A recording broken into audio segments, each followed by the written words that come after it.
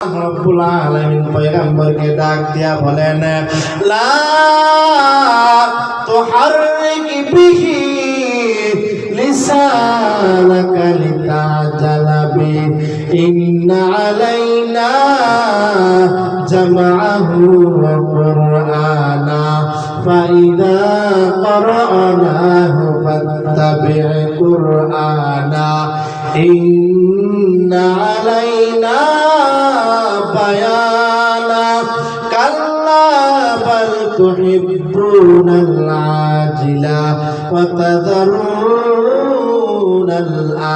আখিরা। জোরে জোরে বলেন না আল্লাহু আকবার।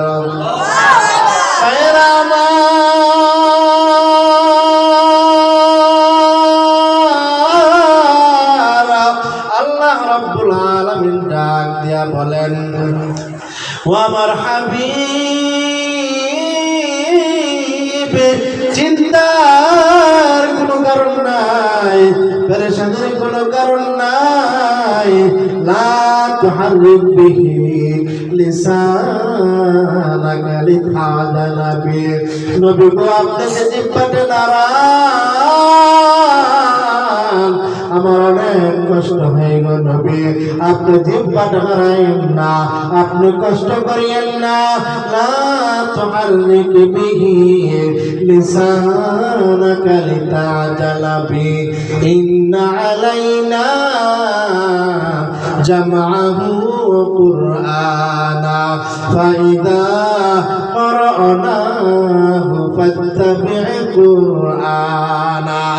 মায়েরা আমার,